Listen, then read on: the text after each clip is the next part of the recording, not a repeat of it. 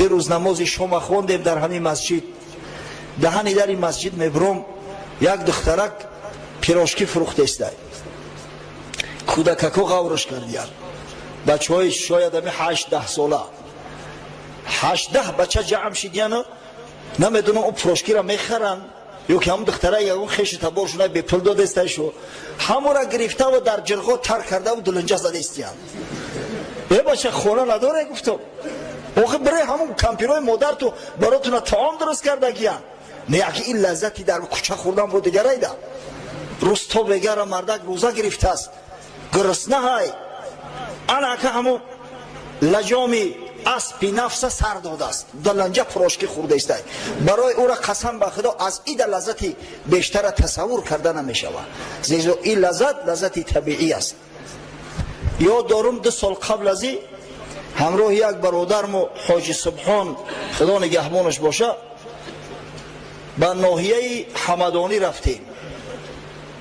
روزم دیر شده بود به فکرم بعدی پیشین حرکت کردیم. در همین ماه شریف رمضان بود. یک شاگردی چه بگم که سبو کرده فرومایه بگیم کم خیرت بگیم بی اندیشه بگیم که صدقه شاگردیش کنه. تربیت نااهل را چون گردکان در گنبد است. چه نزاع خورده است شور خورده است با زن خودش. در همین ماه شریف رمضان زنش قهر کرده است رفته است. اگه این کودکاش هم مونده است در خونه اون کودکا نون میگن او میگن. این زنک هست که تمام نازکی و کمبودی خونه را بیچاره به گردن میگیره لام نمیگه. مرد باشه تلخش میکفه تا میپزی سر تن ای کودک میشوی لباسی کودک میشوی دیگه به خلاصگر زار شد. برای همین التماس کرد ما هم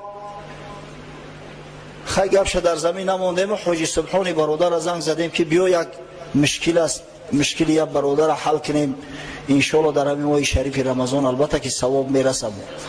روانه شدیم تا ناحیه حمدانی رفتیم تا او اگه پدر عروس بیچاره از بس که احترام میکنه دیگه لام نگفت تا او بیچاره رفت دخترش ایسر اینا او گوارید کرد آورده چند گفتیم خطیب او میره یک سوارشو کردیم در راه اومدیم همین دریای وخش در منطقه نورک گذشته بودیم که وقتی شام شد همونجا در لبی ساحل اندکی طرفتر یک شاید 100 متر بالاتر یک مسجد است.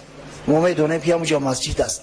بعضا هنگامی سفرها وقتی نماز میشود در اون مسجد پایین میشیم و نماز میخوانیم جماعت میکنیم. رفتیم که مردم در صحن پرتوفتیان جای نمازها را منتظر نماز شام استودیان.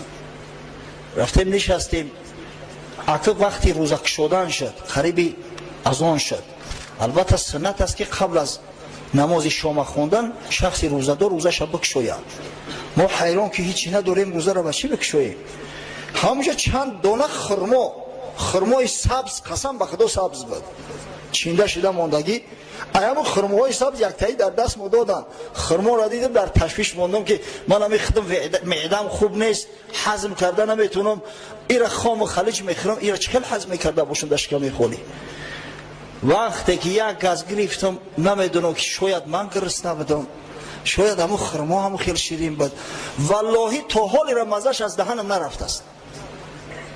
من خیال کردم که شاید همین لذت من تنها چشیده باشم. او برادر سوال میکنم حاجی را میگه به خدا این خیلی خرمای شیرینه ای اگه شاید او قدر شیرین نباشه نه که ما گرسنه بودیم وقتی طعام خوریم بود. وقتی آدم گرسنه باشه همه یک پاره نان خشک از بر بریان در لذت میتوه. یک خرما چی که 3-4 خرما زدیم اومدیم در درون ماشین گوشت قیله گرفته است و بیچاره اوزلک برای گودکش شاید گرفته باشه. قیله را کشودن یک تعارف میکردن همه قدر گوشتی با لذتی هست دیگه تا دوشنبه را همون گوشت خویده اومدیم. یعنی که این لذتی بسیار عالی و عظیمی هست. وقتی شخص به خاطر خدا روزه میگیره امتحان پروردگار را پشت سر میکنه و بعدا به امر و فرمان خدا روزه خودش میکشاید. اتیم الصیام الی اللیل خدای بزرگ در قرآن گفته است که روزه هاتون به شب اتمام ببخشی، روزهاتون بکشوی. یعنی روزه تا وقتی همون غروب آفتاب است، هم قوت جسم تن هم راحت جان آمد. پس خدای بزرگ روزه ماه شریف رمضان به خود نسبت داد. در روایت دیگری که در صحیح مسلم آمده است، پیغمبر صلی الله علیه و سلم از نام خدای بزرگ خویش روایت میکند: کل عمل ابن آدم یضاعف الحسنة عشر امثالها الى 700 ضعف. هر عملی که فرزند انسان میکند اجر ثواب بینهایت زیاد دارد، به مراتب در عوض اجر ثواب براش عطا کرده میشود. از 10 تا 700 ثواب میگیرد. شخص برای عمل شرعی که انجام میده از 10 تا 700 ثواب میگیره. هر قدر عملش به ریا باشه، هر قدر خالصتر باشه، همون قدر ثواب زیاد میگیره. و در ادامهش خدای بزرگ چی میگه؟ الا صیام، مگر روزه. روزه را میگه به این مقیاس قیاس نکنید. در روزه تا 700 ثواب نیست. فانه لی و انا اجزی به. پس به درستی که بنده روزه را برای من میگیرد و پاداش این بنده در ذمه من است. یعنی خداوند 700 نه، شاید 7 میلیون ثوابش بده، شاید 7 میلیارد ثوابش بده، شاید همه قدر ثوابش بده که در زمین و آسمان نگنجد. این پیش پروردگار است، پاداشش به خدای متعال است.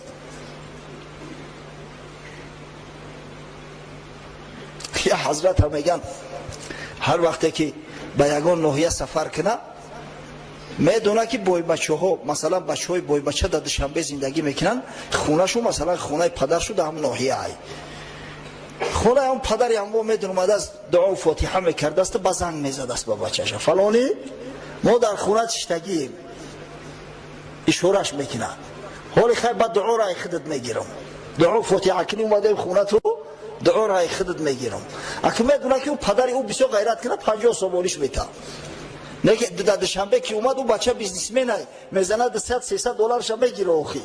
نه که پس بنده های روزدار باید که امیدشون کشوتر بگذارن، زیرا که بشارت خدا داده است ایشو من میتونم تو بپروا باشی. شما فکر نکنه که از دنیا از یگان کس پاداش میگیره. نه، پاداش دهنده شما من هستم. اگه امروز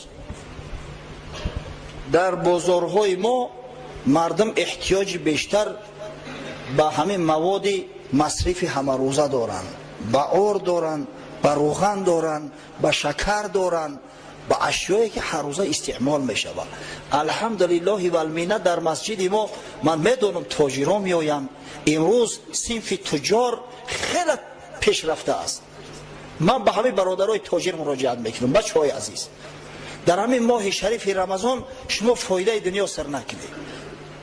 همین فایده دنیا خدا بگیرش تا کجا را میرود. فایده دنیا سر نکنید. یک برادر قصاب شکایت کرد، گفت نرخ ارزان کردیم. خدا نگهبانشو باشه، حکومت شهر دوشنبه و حکومت جمهوری تصمیم گرفتیان که یا نرخ معین بگذارن تا اینکه بعضی مردم از حد نگذرونه. این مردم ما متاسفانه بدترین خصلت‌های انسانیت گرفته است، هم از غربی ها و هم از شرقی ها. نه پروای رمضان داره و نه پروای قربان. میگم برداشت زم که دیدن که خریدار زیاد چه در یمال به نرخ آسمانی برداشتن میگیرن. از همه خاطر امروز تصمیم بسیار نگرفته شده است از جانب حکومت شهر که در یک ماه شریف رمضان از تاجرها پته نپرسه، نلاگ نپرسه. مخصوص تأکید کردن که کسی خللشون نرسونه.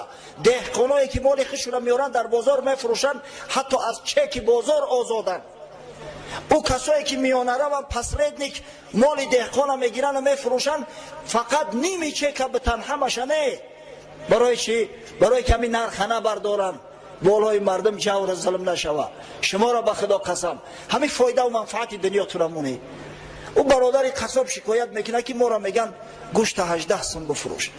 اگر گوشت 18 سوم فروختی یکم فایدت نمیمونه، همون نوک به نوک همون مالی را که خریدی همون میشه. گفتم برادر جان بگذار که فایدت نمونه. ثواب میگیری کو. آخه همون شکمبه همون گو میموند کو. شکمبه اگر زنکی به هنر باشه او شکمبه را بگیره تازه کنه و اگر باور کنه طعام بپزه از او شکمبه خلدیت دیگر کنه همین قبل لذت میشوه قنواری.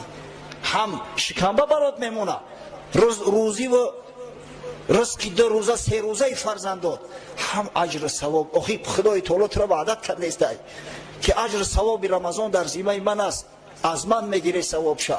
شما در همین ماه شریف رمضان فکر فایده‌تون نکنید، خدا بگیره همون فایده را از برای خدا. در مملکت های اسلامی ثروتمندا هستند مال میخرن کوتره میانن به نرخ همون کوتره میفروشن، یگان سوم در بالاش نمیمونن تا اینکه ثواب بگیرن فضل بگیرن از برای خدا. او همین ظلم جور با کی میکنی؟ به خطون. همون پول جمع میکنی با کی جمع میکنی؟ تو خدا دی قسختی مرده از تو فرزندی خوب میبرویا، ای مار بچه میبرویا، خیال میکنی که تو پگه مردی او فرزند مقبره تر از تیلو میکنه. در 1 سال یا بار اگر یادت کنه یا پمینکت کنه نمیدونم دیگه در فکرش نمیزنی. ای مردکی خوب امروز در جان خودت خیر کن، توشه آخرت خودت به دست خودت جمع کن که فردا دیگه منتظر فرزند نباشی، منتظر برادر نباشی. حضرت رسول الله صلی الله علیه و سلم تاکید کرده است لأن یتصدق المرء بدرهم فی حیاته خیر له من ان یتصدق عنه ب100 بعد موته. اگر میگه مرد در همین دنیا به دست خودش 1 درهم صدقه و خیر کنه براش بهتر است که بعد مردنش صاحب درکاش و واریساش 100 درهم صدقه کنن. از همون 100 که او میتن همین یکی که خودت میتی برای تو فاضل تره. گر به دست خود دهی خرمای تر به که بعد از تو دهن خرواری زر. همین به دست خودت 1 خرما را بته انشالله از ثواب 1 خروار زره که بعد مردن تو میتن بالاتره. آخه تو این قدر دنیا دوستداری خیال میکنی بچه تو از تو کم میشوه؟ تو را به خدا قسم باور کنی همین میبینی یگان جوان مرد وقتی تحقیقی میکنی پدرش هم خیلی جوان مرد به دست آخی. اگر یگان ممسیک ببینی اما ریشش هم بکن پدرش هم خیلی ممسیک مرده های. تو بجای پدر چی کردی خیر که همان بازجویی از پسرت؟ برای همین جوان مرد باشه. آخه مال و ثروت برای خیر است مرده، زینت مرد در خیر احسان شای. کسی خیر میکنه کسی نیکی میکنه نامش به نیکی میمونه. شما میدونه که مردهای نیک برای نام چی جانای میکنن چی عذابای میکشن که نامونا به نیکی یاد بگیرن به نیکی یاد کنن.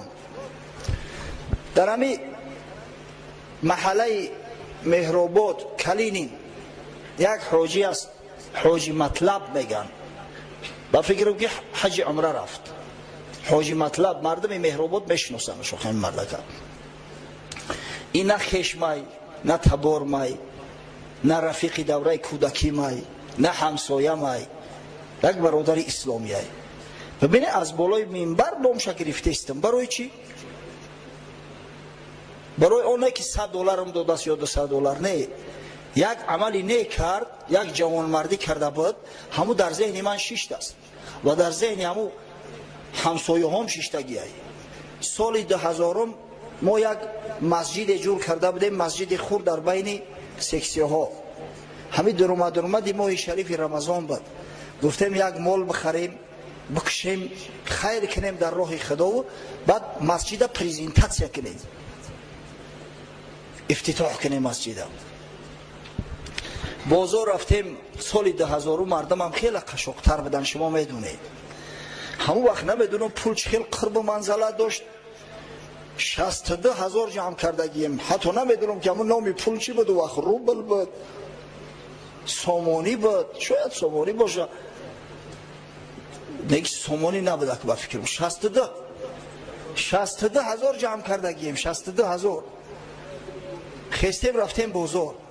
یک قشقرچه را دیدیم بسیار معقول جوانک. گفتیم انشالله همین را میگیریم. همین مردم های بسخری را بس چیدیان یک گوسپندشو بکشیم انشالله همین گوسپندی جوان باشه از همون گوشتی بز و قدر فرقی نداره، همون نامش گوسپند های. وقتی نرخش میکنیم ای 80 کمش نکرده است یا بچه این مرد کم ترکب بیو گذر که اخی رمضان اومده است کی را میگوی نخواست همین حاجی مطلب اومد نمیدونه او پسرک کی بود برای ایران گفت که بچه 70 بگیری عید ارزان نمیوی حقیقتا به او خیلی قشقرکه و گوسپندکه به 70 نمیفتی 70,000 گفتیم برادر عزیز ما هم 62 تا داریم ای زیاد نداریم توکلت به خدا آخه دیگه پول نداریم استاد خیلی گفت بیای 65 تا بتین همین پولی خچای گفت ای شما یگان تین طلب ندارم قسم به خدا 65 تا پولی خچای گفتیم اگر بتی همین 62 تا بتی نداریم و حقیقتا نداشتیم در پهلو با یک برادر است او شخص همون وقت صاحبی وظیفه بود چی بود نمیدونم لیکن همین عقیده های کمونیستی داشت میگه مسجد نگیده همین خونه را مهمان خونه بگی از بس که برادر خودش نمازخوان است از همین هدایت محروم است میگه همین را مهمان خونه بگیرده همون در پهلو میستود است ولی همون زنده و حیات است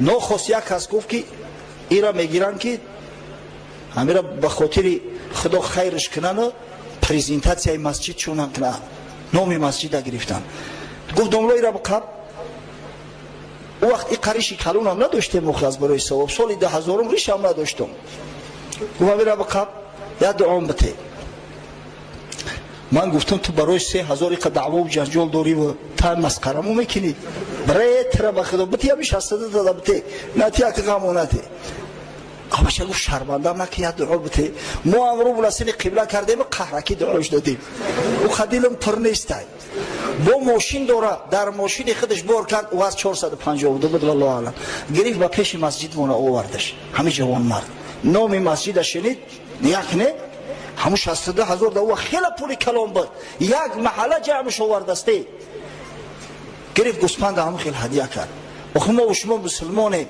ما و شما رمضان برای آن میگیریم که ثواب بگیریم قیام شب داریم به شب از برای آن که ثواب بگیریم وقتی که در ماه شریف رمضان مردم احتیاج دارن گفته و نرخ میپرداریم و میپرداریم از این نماز ما چی فایده میگیریم چی فایده میگیریم قصاب یک استخوان کشال میکنه 18 سامانی و با ای پشت دکانش 23 سامان و 25 سامان گوشت میفروشه ای خدا شرم نمیداری مایلش بنده های خدا را شرم کردی او خدا میبیند که در همین ماه شریف رمضان بسیار خواهش میکنم درآمد دنیاتون گوش نه اندیشه نکنه درآمد آخرتون در مد نظر داشته باشه برای آخرت رو کپیت کنه این دنیا که 1000 جمع کنی و جمع کنی و جمع کنی عاقبت الامر در 10 متر کفن میپیچونن میبرن در خاک خنک میتپند